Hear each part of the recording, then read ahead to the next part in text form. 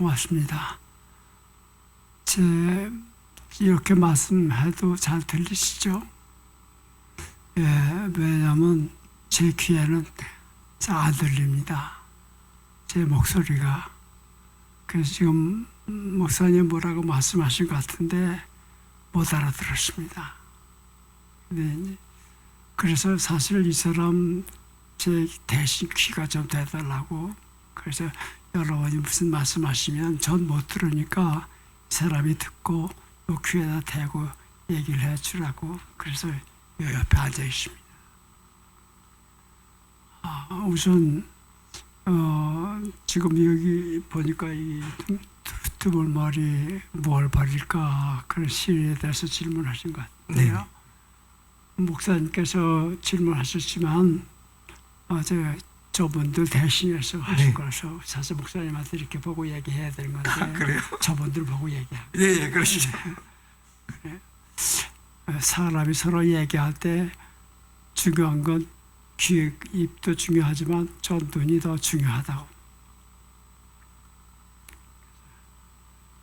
정말 눈이 중요한 것. 그래서 저는 아이들과 얘기할 때 누가 얘기하든 얘기하는 사람 봐라. 그런 얘기를 꼬맹이들한테 강조합니다. 너희도 할아버지한테 배운 거 아무것도 없이 그거 하나 배워도 된다. 누가 말하거든 그 사람을 봐라. 그리고 사람한테 말할 때는 딴 점 보고 얘기하지 말고 사람 보고 얘기해라. 저는 혼자고 여러분 여럿이니까 저는 여러분을 한꺼번에 볼 수는 없어요. 한 분을 보시면 그 옆에 분은 제가 못 봅니다. 원래 시선은 하나밖에 못 보게 되어 있어요. 눈에 들어오긴 하지만 본다는 거는 눈과 눈 마주치는 거예요. 내가 봐도 저분이 딴 점 보고 있으면 우리 못 만나는 거예요. 그래서 사람이 눈과 눈을 보고 얘기하는 게 참 중요한 거죠. 그래서 지금 제가 여러분을 뵙고 이렇게 말씀드립니다. 세상에 말이 참 많은데 이 아무개가 들어야 할 말, 꼭 들어야 할 말은 그건 제가 100% 다 들어요. 제가 꼭 들어야 할 말은 제가 하나도 안 빠뜨리고 다 듣더라고요. 그걸 알았습니다. 왜 그런가 하니 어떤 말이 그게 내가 꼭 들어야 할 말인지 아닌지 저는 몰라요.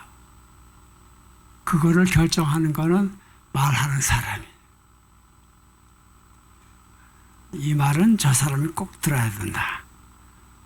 그러니까 그 사람이 어떤 방법으로든 저한테 얘기를 해줘요.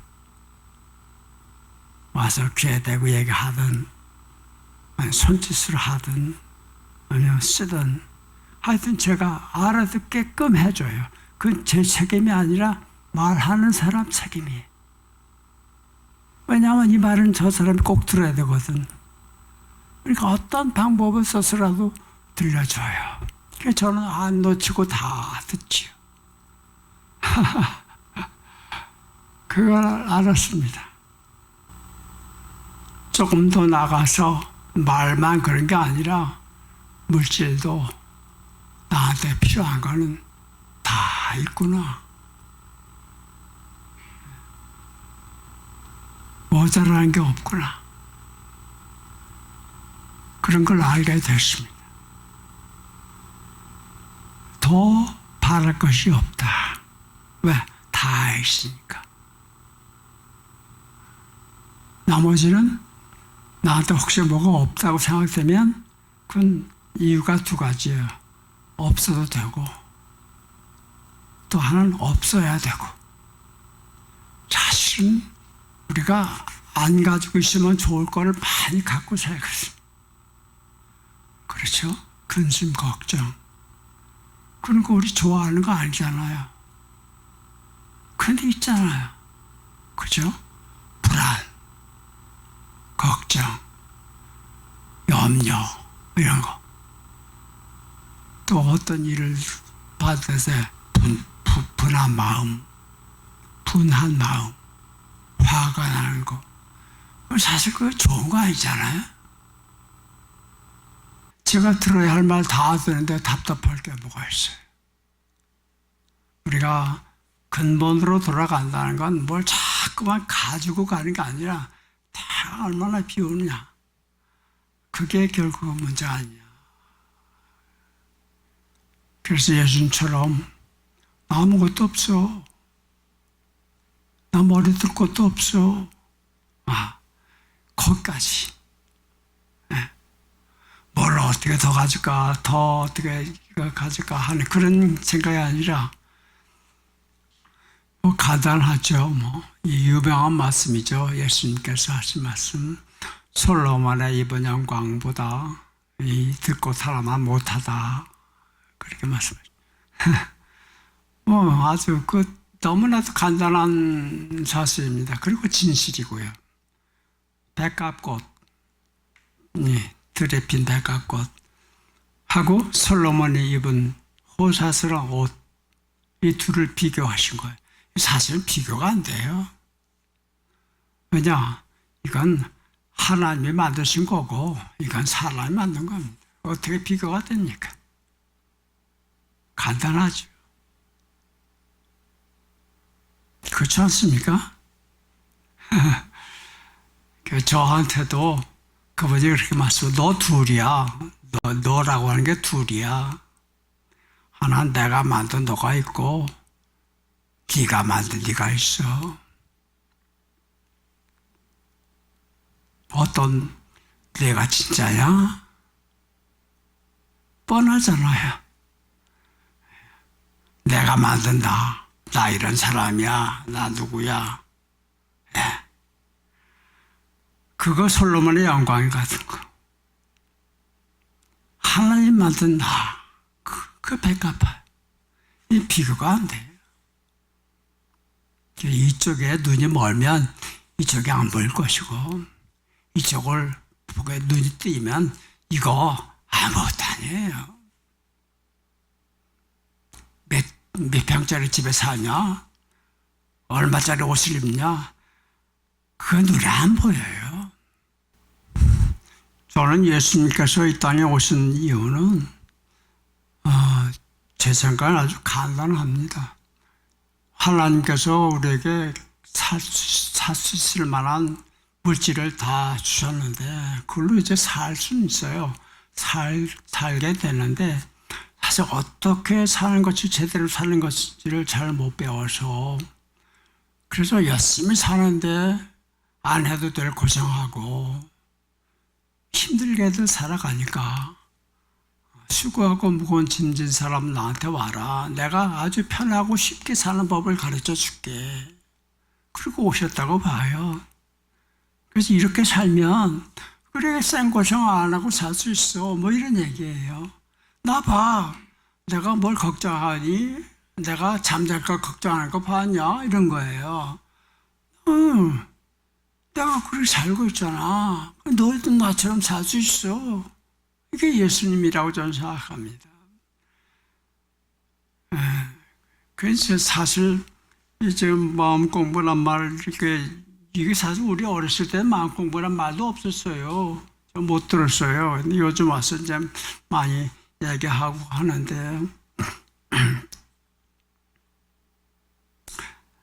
맞아요. 예수님께서 그래서 나한테 배우고 나와 함께 가려면 다시 말해 나와 함께 가려면 그런 얘기죠. 나처럼 살려면 이런 얘기입니다. 두 가지 조건을 말씀하셨어요. 두 가지 조건. 하나는 자기를 부정해라. 그리고 십자가를 지어라. 이 두 가지 조건. 이래야 나와 함께 갈 수 있다. 왜? 당신이 그러셨으니까. 여기 나를 부정할 때 이 나. 이건 사실 여기도 에고란 말 썼는데 이겁니다. 아까 제가 말한 내가 만든 나. 혹은 세상이 만든 나. 그런 거예요. 이거 부정하라는 거예요. 이거 아니야. 이런 얘기야. 에? 거기에 따라가지 말고 아니야 하고 부정하라는 겁니다. 이게 첫 번째 요구예요. 이게 뭐겠습니까?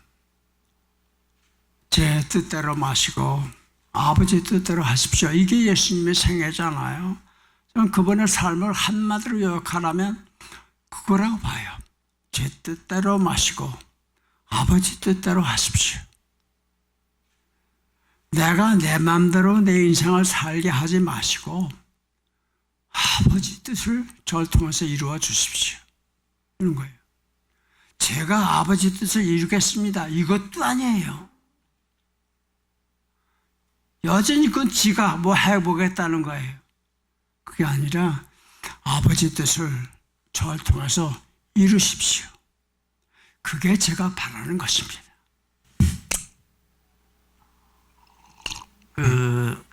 목사님 책을 하도 많이 쓰셔서 제가 또 어제 읽었던 책인데 보는 것마다 당신이라는 책이 있어요. 아주 수필집인데 보는 것마다 당신이라는 책을 보면 목사님이 이제 이런 이야기를 하시더라고요. 진실도 말고 정의도 말고 오직 사랑으로 라는 짧은 글을 쓰셨는데 관점이라고 하면 나이 서 있는 자리인데 내가 어디에 서 있느냐에 따라서 똑같은 거지만 전혀 다르게 보입니다. 같은 산이지만 이쪽 동네에 사는 사람한테는 이 산이 동산이에요. 동쪽에 있는 산이에요. 이쪽 동네에 사는 사람한테는 서산입니다. 안 그래요?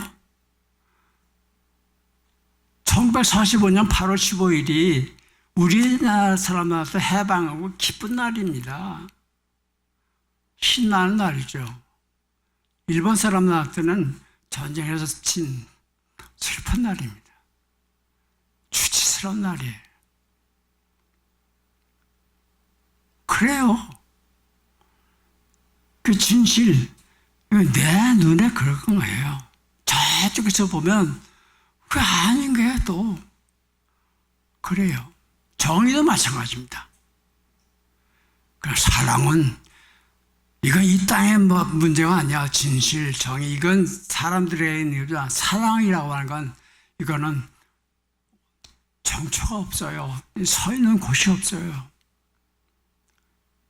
그래서 진실, 정의라는 차원은 이거 무시하는 게 아니라 그걸 넘어서서 사랑으로 거기가 우리의 정점이다. 그리고 거기가 우리 가야 할 곳이다. 이런 얘기를 하고 있는 겁니다. 그래서 예수님도 진실, 정의 이런 말을 안 하십니다.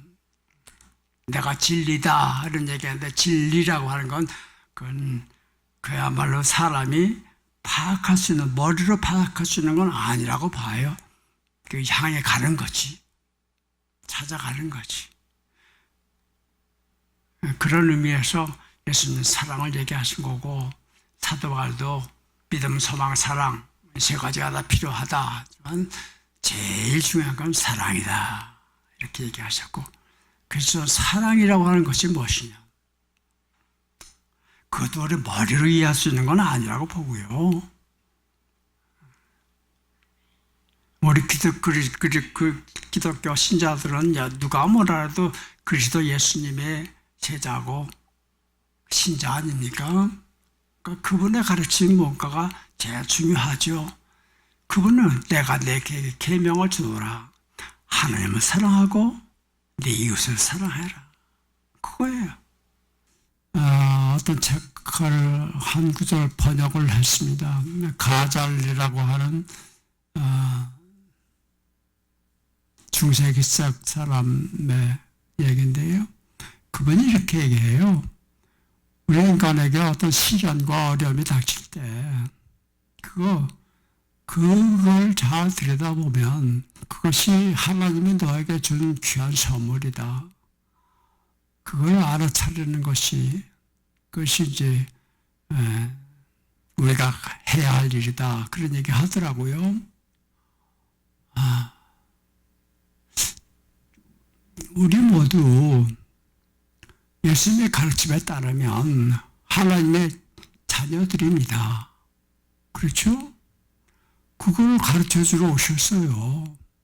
너 하나님의 아들이야. 나만 하나님의 아들이란 말 안 하셨어요. 없어요, 그런 말. 사람들이 그분을 하나님 독생자 뭐 이렇게 얘기했지만 당신은 너도 하나님의 딸이야. 그 얘기야. 아버지라고 불러. 하나님을. 우리한테 가르쳐 주신 거 하늘에 계신 우리 아버지. 응? 그게 내가 하나님의 아들이에요. 딸이고. 그런데 자기 자식한테 어떻게 그렇게 아주 몹쓸 걸 주겠어요? 안 그렇습니까? 사람이 내가 힘든 일을 곤경이라고 얘기하는데 어려운 그거 겪으며 살아요. 근데 그게 지가 뭐 잘못해가지고 벌 받는 거라고 착각한단 말이죠. 그래도 그렇게 가르쳐. 벌 받는다고. 예수님은 그렇게 안 가르쳤습니다. 벌 받는 거라고. 그래요. 성경을 보면 소위 우리가 말하는 곤경, 어려움을 겪은 사람이 아주 대표적으로 두 사람이 있어요. 하나는 탕자, 예수의 둘째 아들. 그 친구 집을 떠났어요. 그래서 아주 애들 말로 개고생을 하죠. 뭐 죽을 지경이 된 거예요. 그런데 그거는 자초한 겁니다. 누가 준 거 아니에요. 지가 지발로 간 거예요. 우리 사람들이 겪는 어려움 가는 자기가 부르는 게 많아요. 내가 자초한 거예요. 그런 게 있습니다. 잘 보면 엄청 많아요. 누가 시킨 거 아니에요. 누가 자꾸 대통령 되래? 누가 그래? 치다는 얘기 해가지고 아이 고생하잖아요. 그 사람이 그래요. 그런 거 하면 또 반대로 가만히 있는데 누가 던져준 게 있어요. 가만히 있는데 불이 나버렸어. 그런 거. 가만히 있는데 전쟁이 터졌어. 이런 거. 그게 그 대표적인 사람이 욥이에요. 욥. 그 사람은 잘못한 거 없어요. 그런데 다 망해버렸어. 하루아침에 병들고. 이제 내가 부른 거 아니면 누가 갖다 준 거. 이 두 종류가 있는데 모델이 욥이고 탕자지요. 그런데 그거 공통점이 있어요. 공통점. 뭐냐면 아버지가 허락하신 겁니다. 욥의 경우도 사탄이 저 친구 좀 힘들게 해보겠습니다. 그러니까 아버지가 하나님 오케이 하라고 그랬어요. 사탄이 지 맘대로 한 거 아닙니다. 하나님 허락을 받고 욥을 공경에 빠뜨렸지요.